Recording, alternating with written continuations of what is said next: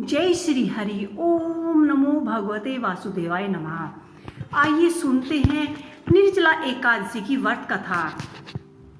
भीमसेन व्यास जी से कहने लगे कि हे पितामह, भ्राता युधिष्ठिर, माता कुंती, द्रौपदी, अर्जुन, नकुल और सहदेव आदि सब एकादशी का व्रत करने को कहते हैं, परंतु महाराज मैं उनसे कहता हूँ कि भाई, मैं भगवान की शक्ति पूजा आदि तो कर सकता हूँ, दान भी दे सकता हूँ, परंतु भोजन के बिना नहीं रह सकता।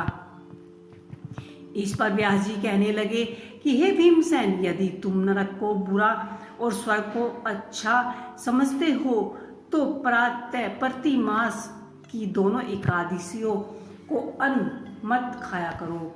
भीम कहने लगे कि हे पितामह, मैं तो पहले ही कह चुका हूँ कि मैं भूख सहन नहीं कर सकता। यदि वर्ष भर में कोई एक ही व्रत हो तो वह मैं रख सकता हूँ, क्योंकि मेरे पेट में वक नाम वाली अग्नि है, सो मैं भोजन किए बिना नहीं रह सकता। भोजन करने से वह शांत रहती है, इसलिए पूरा उपवास तो क्या, एक समय का बिना भोजन के करना भी मेरे लिए कठिन है। अतः आप मुझे कोई ऐसे व्रत बताए जो वर्ष में केवल एक बार ही करना पड़े और मुझे स्वर्ग की प्राप्ति हो जाए। श्री व्यास जी कहने लगे कि हे पुत्र, बड़े बड़े ऋषियों ने बहुत ही शास्त्र आदि बनाए हैं, जिनसे बिना धन के थोड़े परिश्रम में भी स्वर्ग की प्राप्ति हो सकती है।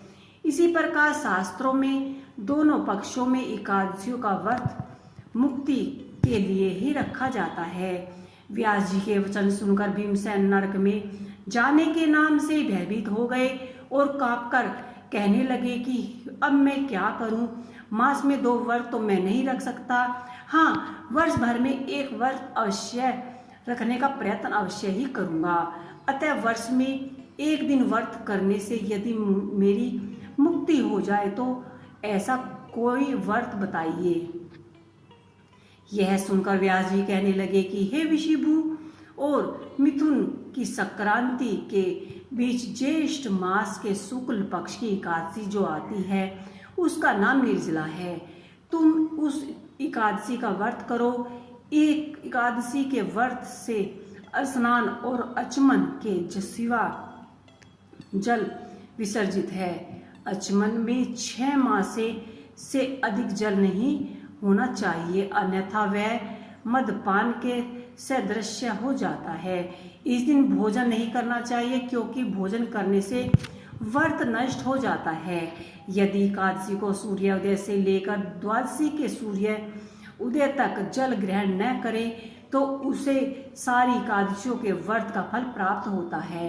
द्वादशी को सूर्योदय से पहले उठकर स्नान आदि करके ब्राह्मणों को दान आदि देना चाहिए। इसके पश्चात भूखे और सतपात्र ब्राह्मणों को भोजन कराकर फिर आप भोजन कर लेना चाहिए। इसका फल पूरे एक वर्ष की संपूर्ण एकादशियों के बराबर होता है।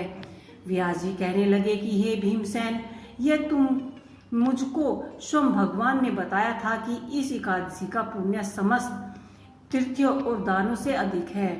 केवल एक दिन मनुष्य निर्जला निर्जल रहने से पापों की मुक्ति हो जाती है। जो मनुष्य निर्जला एकादशी का व्रत करता है, उनकी मृत्यु के समय यमदूत आकर नहीं घेरते, वरन भगवान के पास और पुष्प विमान में उनको बैठाकर ले जाया जाता है। अतः संसार में सबसे श्रेष्ठ निर्जला एकादशी का व्रत है, इसलिए यत्न के साथ इस व्रत को करना चाहिए। उस दिन ओम नमो भगवते वासुदेवाय नमः का उच्चारण करना चाहिए और गोदान करना चाहिए। इसी प्रकार व्यास जी को आज्ञानुसार भीमसेन ने इस व्रत को किया। इसीलिए इस एकादशी को भीमसेन या पांडव एकादशी भी कहा गया है। निर्जला व्रत करने से पूरे भगवान से प्रार्थना करें कि हे भगवान, आज मैं निर्जला व्रत करता हूँ, दूसरे दिन भोजन करूँगा। मैं इस व्रत को श्रद्धा पूर्वक करूँगा, अतः आपकी कृपा से मेरा सब पाप नष्ट हो जाए। इस दिन जल से भरा हुआ एक घड़ा वस्त्र से ढककर स्वर्ण सहित दान करना चाहिए।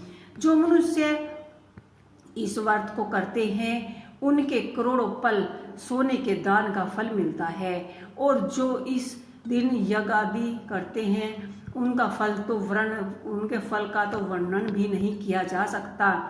इस एकादशी के व्रत से मनुष्य विष्णु लोक को प्राप्त होता है। जो मनुष्य इस दिन अन्न खाते हैं वे चंडाल के समान हैं, वे अंत में नरक में जाते हैं। जिसने निर्जला एकादशी का व्रत किया वह चाहे ब्रह्म हत्यारा हो, मदपान करता हो, चोरी की हो या गुरु के साथ द्वेष किया हो, मगर इस व्रत के प्रभाव से वह स्वर्ग को जाता है। हे कुंती पुत्र, जो मनुष्य यह स्त्री श्रद्धा पूर्वक इस व्रत को करते हैं उन्हें अग्रलिखित कर्म करने चाहिए। प्रथम भगवान का पूजन, फिर गोदान, ब्राह्मण को मिष्ठान व दक्षिणा देनी चाहिए तथा जल से भरे हुए कलश का दान अवश्य करना चाहिए। निर्जला एकादशी के दिन अन्न, वस्त्र, उपहन, जूते आदि का दान करना चाहिए। जो मनुष्य भक्ति पूर्वक इस कथा को पढ़ता है या सुनता है उन्हें निश्चय ही स्वर्ग की प्राप्ति होती है। तो ये थी निर्जला एकादशी की व्रत कथा। आपको ये कथा कैसी लगी मुझे कमेंट बॉक्स में लिख के अवश्य ही बताइएगा। जय श्री हरि।